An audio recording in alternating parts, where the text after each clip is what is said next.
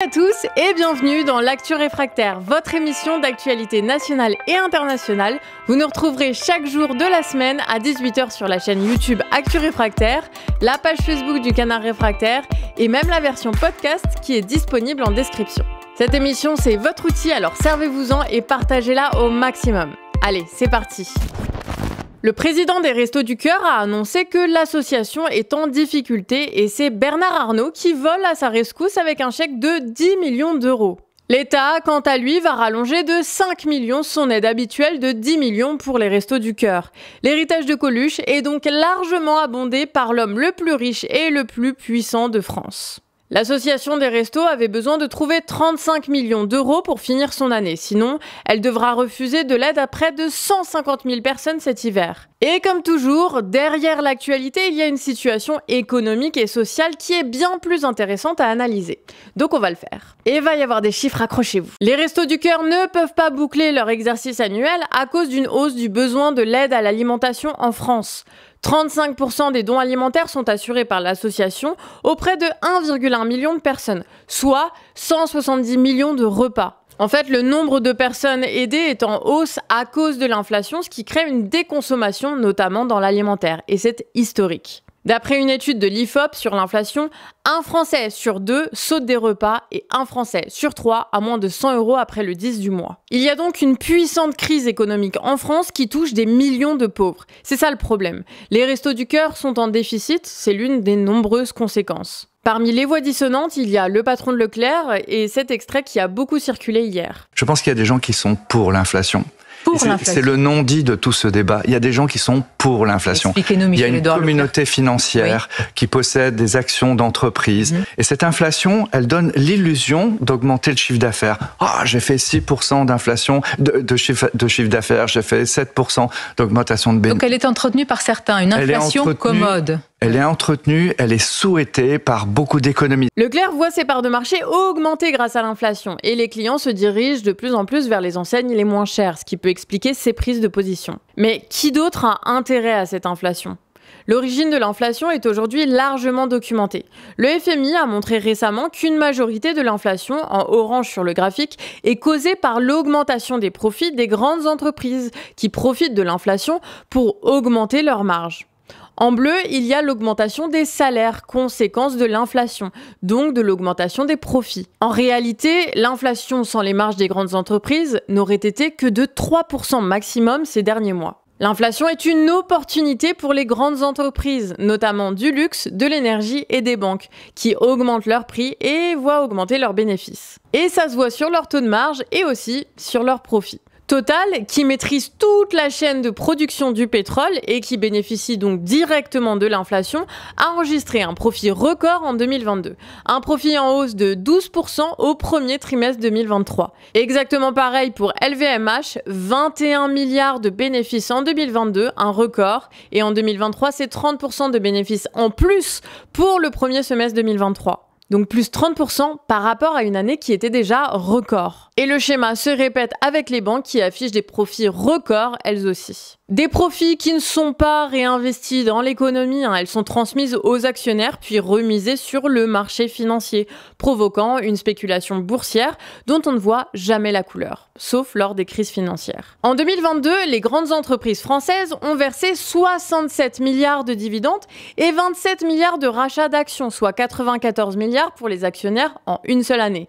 Un record. 2023 s'annonce encore pire, puisque entre avril et juin, il y a eu 47 milliards de dividendes, soit plus 13% par rapport à l'année dernière. En 2 ans, les actionnaires auront touché 1000 fois plus que le budget annuel des Restos du Cœur, et tout ça avec de l'argent issu de l'inflation. Et Bernard Arnault, propriétaire de 50% de LVMH, a gagné 2,89 milliards rien qu'en dividendes pour 2023. Une année non terminée, sans compter leurs salaires. Ni les stocks options, ni la valeur de leurs actions et ni les crédits bancaires adossés à ces actions. La France est le second pays avec le plus de dividendes et le seul pays d'Europe où le nombre de millionnaires a augmenté. Le patrimoine des 500 plus riches de France a augmenté de 17% en un an avec un total de 1175 milliards, soit 45% du PIB. Rien que ça.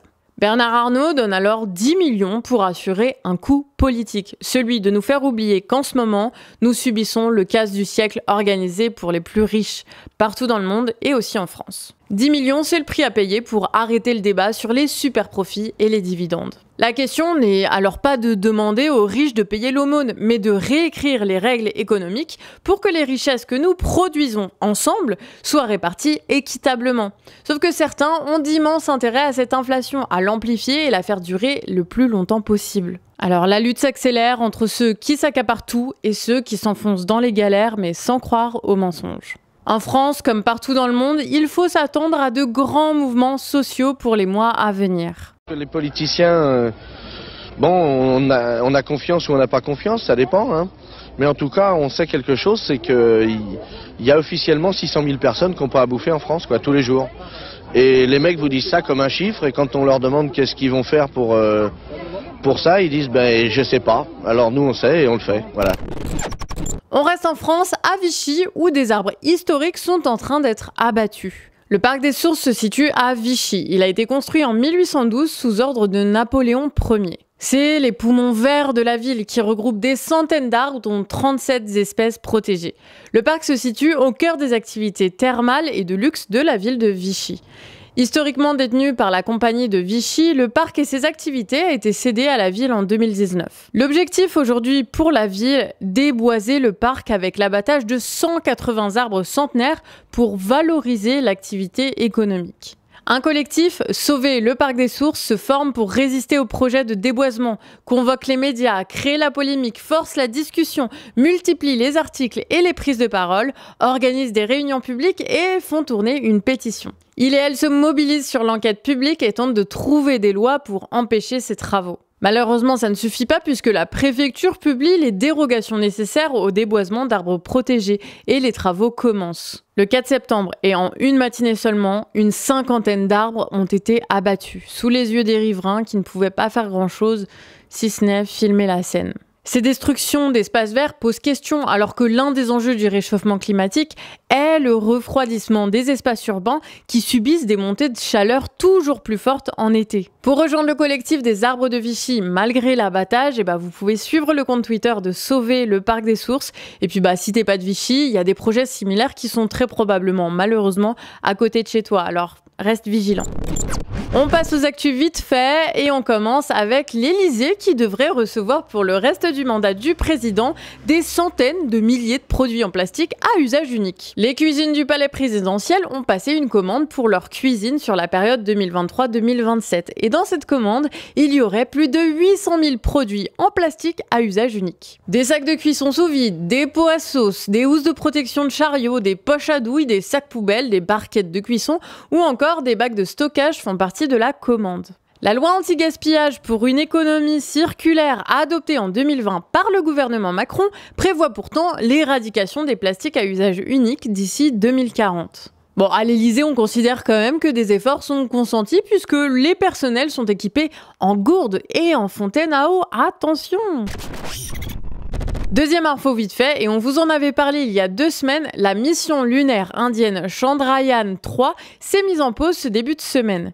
Le rover Pragyan pourrait bien redémarrer le 22 septembre, mais en attendant, voici les avancées de la mission. La mission a pleinement réussi ses objectifs. Grâce à des forages multiples, elle a pu cartographier la température moyenne du pôle sud lunaire. Elle a au passage découvert pour la première fois du soufre dans les sols de notre satellite. Pour finir la mission, l'ISRO, l'agence spatiale indienne, a tenté un redécollage de son module. La fusée est montée à 40 cm avant de se reposer à quelques centimètres de son point de départ. Bon, ce redécollage y permet de mieux appréhender des missions habitées à venir. Les Russes n'avaient pas eu autant de chance dans leur mission lunaire puisque Luna 25 s'est crashée à la mi-août. L'Inde, qui confirme sa place de nouvelle puissance spatiale, vient de lancer une autre mission avec la sonde Aditya L1, qui doit explorer les couchers extérieurs du Soleil.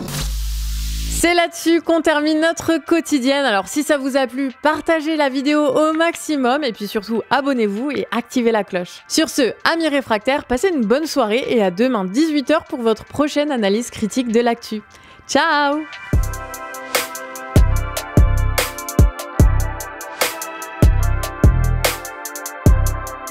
Ouais.